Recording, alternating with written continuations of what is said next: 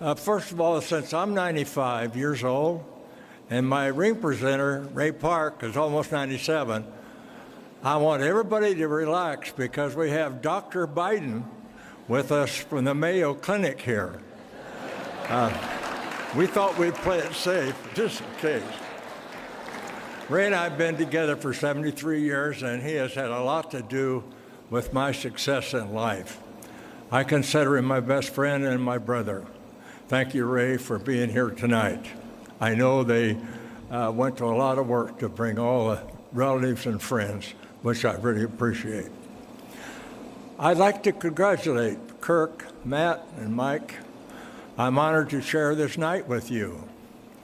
Mike, you always made me feel so welcome when I would come back east to race. My speech shouldn't be too long because most of the people I have to thank are dead.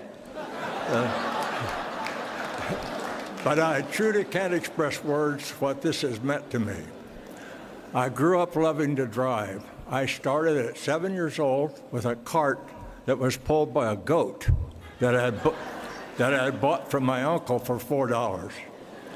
I drove farm equipment at a summer job at 10.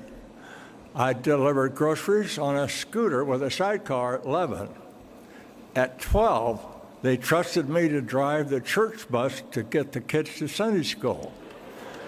I took my time taking them home because I didn't want to attend church afterwards because my dad was the preacher. I didn't want to listen to him. At 13, I had a job with the railroad for 2 summers, operating a rail car that hauled the men to their railroad sites where they were installing new ties and tracks. The first year, I was the brakeman. The second year, I was the main operator. I remember that year at 14 getting paid foreman's wages of 60 cents an hour, while the workers only got 40 cents. Then I bought my first car with the money that I'd earned. I was just starting 8th grade and was the only person in school who had a car, including the teachers and the principal. It was a nice car, too. It was a 1930 Model A that cost me $110. I was pretty popular because everybody wanted rides, of course. At 15, for a short time, I was employed at a funeral home and drove an ambulance and a hearse. After 8th grade, I was living in Portland, and I drove a milk truck. I had to start my route at 2:30 in the morning because I had to be to school by 8:30. When I kept dozing off in class, the principal told me to go home if I wanted to sleep, so I never went back. World War II had just ended when I entered my first race in 1945. I was 17, and I borrowed my dad's 40 Hudson. He was a preacher and had never been to a race before, and after seeing all the cars go into the first corner in a cloud of dust, he went under the grandstands and prayed the whole race. I'm not sure if he was praying for me or for the car. But it must have helped because I finished 12th out of about 40 cars. I went on racing in the Northwest, and in 1949, I won 8 out of 12 races. My first adult job was driving tow trucks. Later, I drove log trucks. And later in my lumber business, I flew my own airplane. So many people have helped me through the years, far too many to mention. But the one person that stands out for me is Bill France Sr. I met him at the Pan American Road Race in Mexico in May of 1950. He was there with Curtis Turner to run the race.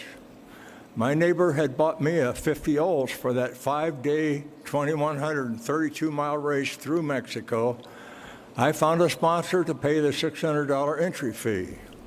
The car was stock, except that we were allowed to put a 35-gallon gas tank in the trunk.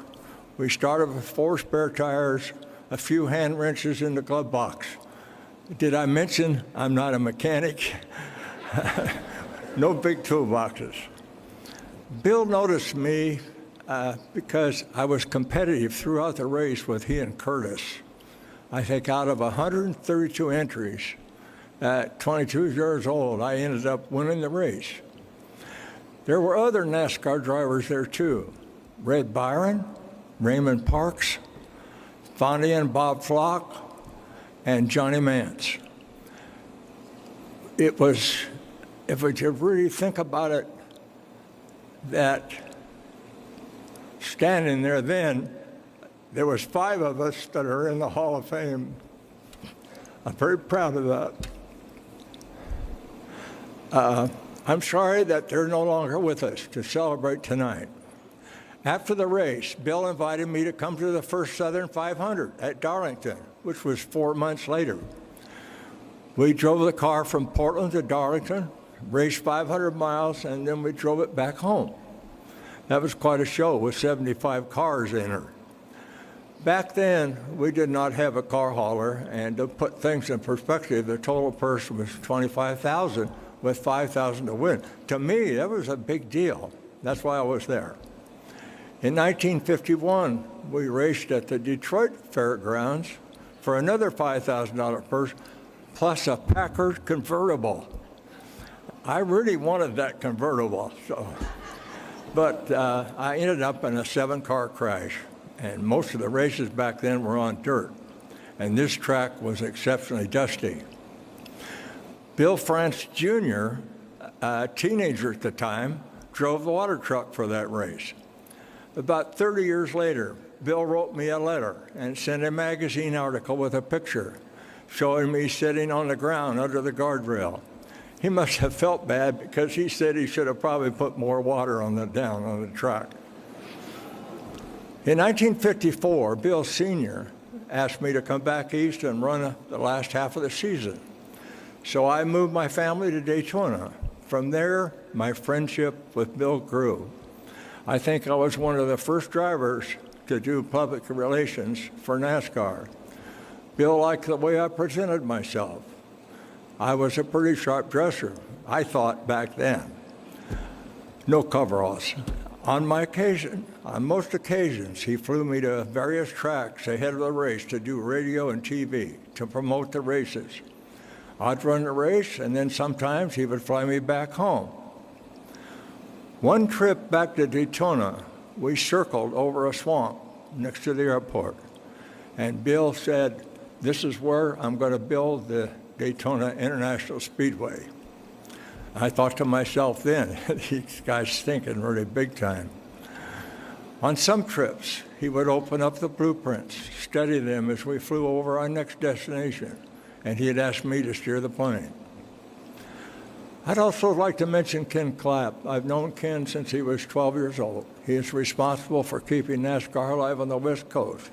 He has been my biggest supporter since the day I met him, and I know he spent many years pulling for me to receive this honor. I love you, Kenny. He couldn't make it tonight because he's home with COVID. I was given a couple of nicknames. Lee Petty called me Hershey. He really liked me, made me feel like family. And Dale Earnhardt Sr. called me older than dirt. So how could you not love that guy? Richard Petty's recommendation to me was that I talk about myself and not everybody else, which is not easy for me, so I put together some quick facts. I raced twice on the beach at Daytona. In 1954, I finished 6th in points, running only half the season. Lee Petty and I finished 1st and 2nd in the last 6 races that year, splitting the win 3 times. While Richard, Maurice, and Dale, they were all playing in a sandbox. I raced 3 generations of Petty's and was looking forward to racing Adam. I think Adam would be very proud of you, Kyle, and the things you've accomplished in his honor. I've been on the Kyle Petty ride 5 times. I won 14 races at the Riverside, California road course track. I was voted most popular driver in the Winston West Series 12 years in a row by my peers. I won a race in a Jaguar. It was on a baseball diamond near Baltimore and was scored as a win in the NASCAR International Division. As a total surprise, I was given NASCAR's Award of Excellence in 1994 by Bill France Jr. at the Waldorf Astoria Hotel during the annual awards banquet. I was selected one of NASCAR's 50 greatest drivers in 1998 for NASCAR's 50th anniversary. I raced at Tucson in a NASCAR K&N race at 90 years old, and I played the national anthem on my trombone before running to my car and climbing in to start the race.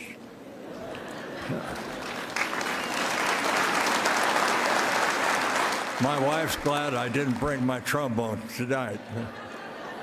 Oh, and I should mention, Bill McAnally, Richard Childress have both offered me a car for a race when I reach the magic number of 100.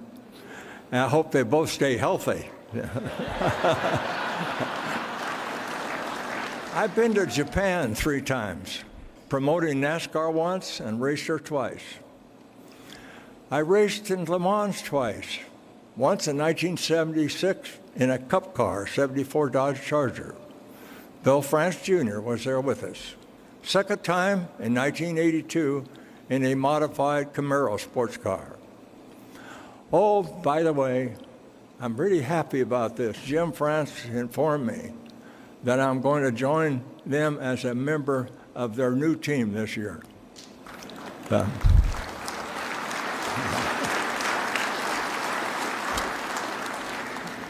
Not as a driver. Maybe I'll be there. I might scare them other guys that are going to drive the car. I ran a race, NASCAR race in Australia. I've always tried to help people. I've been very fortunate in my life, and I enjoy helping others. Family is very important to me. I have 5 wonderful kids who were all involved in racing in one way or another. We all worked at jobs during the week and raced on weekends. I've been very fortunate being married to my sweet wife for the last 25 years. She's an architect, a carpenter, fix anything around the house, and a great cook. She's younger than most of my kids, and they have nicknamed her Wicked Stepmom. I'm such a lucky guy to have found her, and I shall love you forever, Sherry. I have had a very happy life, and this induction, of course, is more than icing on the cake. Thank you all to those who helped me along the way, and there were many. To all those who cheered me on,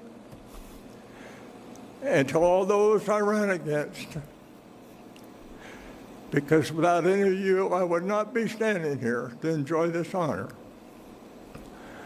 I have thoroughly enjoyed my 73-year relationship with NASCAR. I would like to sincerely thank all my family and my great friends who have come from near and far to celebrate with me tonight. I am very humbled. We have shared so many good memories and so many good times together, and so here's to many more. For anybody wanting to read or want to know more about my life, you'll want to read my book. It hasn't been published yet. In fact, it hasn't even been written. But it's on my bucket list. I'm just happy that I can be here and alive for this honor. Thank you all. Hi, I'm Parker Kligerman. For more access like this from Pit Road, be sure to click and subscribe to the Motorsports on NBC YouTube channel.